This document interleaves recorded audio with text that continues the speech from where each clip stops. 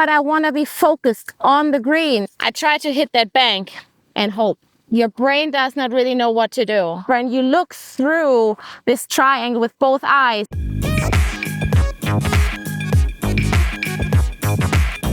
so I got 152 to the flag, and I have a big water in front of me. And I have the flag tucked to the right, I have the wind in my face, so it's a really tough shot. But here I really just want to go towards the green, and I completely ignore the flag again. But I want to be focused on the green. I don't want to see that water. I don't give the water any importance. So it's 152, it's like a 2-club wind, it's like 170. And I want to take a club what really can leave the ball really low in the trajectory. So I just gonna take my 170 meters club, which is my 5 rescue, what I normally hit quite high, but I just try to keep it low. How do I do that? Again, I want to have a low finish, and I just want to keep it low underneath that wind.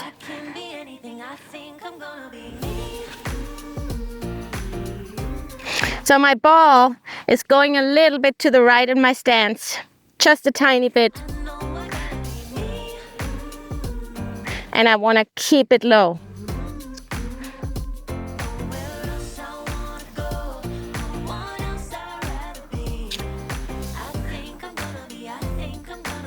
It started off to the right. I missed the green on the right side. Now I'm in deep trouble. Of course, now worst case scenario happened. I'm pretty much below a tree and I have the branches in my face. The branches are almost as low as the green height is. So, but I have that bank here. So that's the only way I can get it up somewhere onto the green. So now I need low loft. I took my approach wedge, which has a 46 degree. And all I can do now, I try to hit that bank. And I want to keep the ball low again. So I grip down on the club, put it in the right of my stance, in the back of my stance. And all I'm doing, I try to hit that bank. And hope.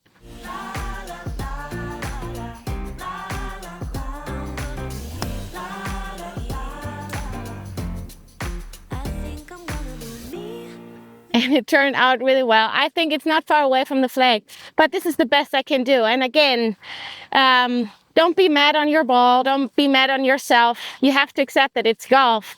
All you can do is to find the best solution for the next shot.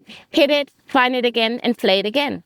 So I got 130 meters. On purpose went to the ladies' tee now, because here you can see, I mean, this whole, the whole hole is pretty much water. So there is a tiny little bit of an island over there, but I think it's tougher to hit that island than just to cross the water. Of course, for people who cannot hit the ball at least 120 carry, they don't have any other option than, of course, going or choosing that left side. But in my case, 130 meters, it's a little 8-iron, but I have to check the wind, so I'm looking at the clouds, so the wind is supporting. I'm actually using my 9-iron now, I think. But finally, what I want to advise you in a mental tip, treat your head as it is, or as it would be a navigation system. You always have to put in what you want to do and where you want to go. As long as you see the water and what could happen, your brain does not really know what to do. You have to put down the focus on the goal, on the aiming line, on where you finally want to end up, right? So I just see the green, I see the hole, and all I can do is to calculate the wind and the yardage and make a good swing on it. And this is it. But what finally messes up your brain is that you think of things, or that you get confused with things which are not playing a role at all. If it is a bunker, if it is trees, if it's out of bounds or water, just really focus on what you want to do and where you want to go.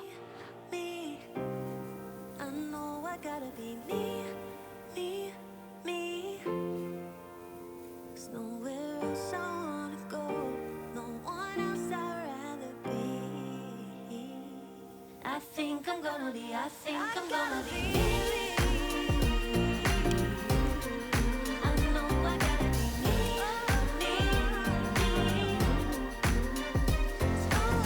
And sometimes you're just standing over the ball or at the ball, and that wind keeps on swirling. And of course, all of a sudden you think, maybe it's not the right club. Of course, you can look at the top of the trees and the clouds, but finally the clouds is where the ball is up.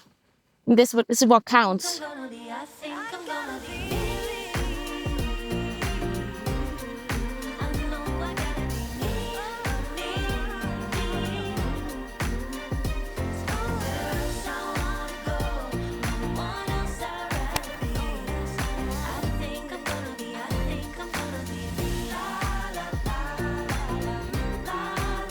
And although I didn't put a great strike on that ball, it ended up on the green, but I made a final decision. This is the right club. So I was not confused in my swing or in the shot. You have to make a commitment and just make it happen. And if it finally was not the right club, you made a decision and you have to stick to that.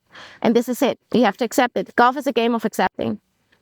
So if you line up the line on a ball, you really have to bend down behind that ball and just really be behind it, like in one line. And if you want to check it, you just put the shaft over that line, and you can close one eye, and then you can see pretty much the line of your shaft. And this is how you can see where that line is actually going.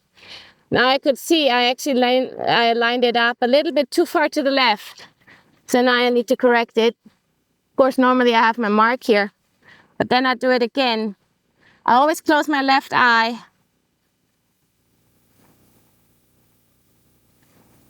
And then once that line is there, you have to commit to it as well. Because once you're over the ball, sometimes it really looks so different than what you think you lined it up to. But you have to trust it, because otherwise it doesn't make sense. Of course, you can back off again and back up and just go back to the ball and just try to readjust it. But finally, over the ball, you have to trust that line. Otherwise, it doesn't make sense to line it up, right? So I just mentioned that you close one eye to get that line with your shaft and the line on the ball in one line.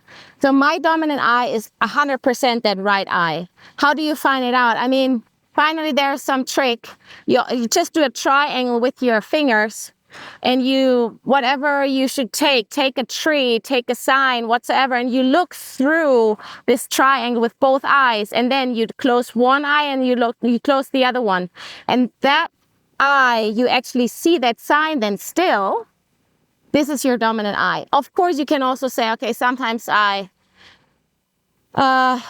I'm shooting, if I'm looking at something really closely, what eye do I close? And for me, it's always that left eye what stays open. So this is my dominant eye.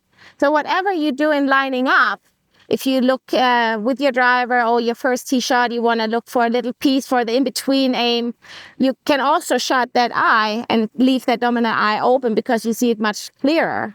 And here with the putt, it's even better. You just always do it with one eye. I actually also line up the putter line with that ball line with one eye. So I keep my left eye shut, and I just do that. I don't know, I mean, you can't see it now, but I just do that with my right eye.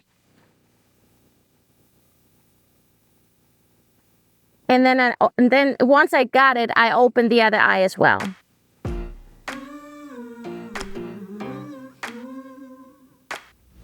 It was a good putt. I just missed a tiny bit. But finally, the roll was good. Maybe I did a misread. But this was something what maybe could help you with lining up the ball better. To have one eye open and the other one closed. But first, you have to find your dominant eye. So we're number 12 now. This is one of the toughest tee shots on this course for me, in my opinion, because you have out of bounds on the left, you have water on the right, you have trees pretty much everywhere. It's a very uncomfortable shot. But you know what? This shot feels uncomfortable for me, whatever club I use. So in my case, my driver is my best club. and the safest. So I pretty much commit to my driver and I just hit it, grip it and rip it, right? But I mean, this is different. I have people, when I stand here, I say, okay, you take a club. What do you feel comfortable with? And they say a 7-iron. And I say, okay, then it's the 7-iron for you. And then it's not a par 5, then it's maybe a par 6. But finally, the game is about to keep the ball in play, not to hit it far or whatever, just to keep that ball in play. And finally, you play a number and you note that number and then you go to the next hole. So, of course, in competition, it would be important to get some meters done. But finally, again, if you hit it out of bounds, you have a +1 in the bag, you have to hit it from here again. If you hit your 7-iron onto the fairway, it's in play. And then you keep going from there. You don't have an extra shot. So think about it. And because there are many holes in this world where you feel so uncomfortable on the tee, and you finally just really have to use that club, what your gut feeling is feeling good about. For me, it's my driver, and I'm really lucky about that. So I'm going to hit my driver now. I'm going to grip it and rip it. But what I will do certainly, because as I said, it's an uncomfortable feeling here on that tee box, I want to have a good line. I really have a branch in the back where I'm aiming to. I don't want to aim towards the fairway or to some random place. I want to have a real good aim back there. And this, what I see here, is a red post where I'm aiming to. You probably can't see it from there, but I take it as small as it just can be. Life has been crazy, just wanna be okay. How can I pick up the pieces when everything breaks with every day? I'm getting older, I feel the weight upon my shoulders. I'm strong enough, I'll rise above. It's all gonna be okay. If I can be anything, I think I'm gonna be me. I know I gotta be me. 20-meter bunker shot, mediocre. It's not a long bunker shot. It's also not a short one where you just pop it out. What do? I try to do always the same in the bunker. And all I do is I open the club face in a different way. So if I need a longer distance bunker shot, I decrease the loft. And if I have a shorter bunker shot, I just open up my club face more. So now I got my 54, what I normally don't take in the bunker. I normally love my 58, my lob wedge in the bunker, because it has a rounder bounce. But this time it won't be enough. So I choose my 54. So basic wise, I open up the club face, grip it then. And finally, I put it towards my heel of my left foot. I sit on my left foot, and all I do, I just try to get that bounce in the sand. If I can be anything, I think I'm gonna be me. I know I gotta be me. Distance-wise, it was pretty good. It ended up a little bit right of the flag, like 2.5 meters right of the flag. But I'm pretty happy with that. And as you can see, I'm taking away the club, not full and also not half. It's like a 3/4 swing. And this is my bunker shot, take away what I always do. But I'm just changing the loft with the different distances of the bunker shots. So maybe you try it out. And as I said, one rule, or the first rule, the club needs to go in the sand before the ball.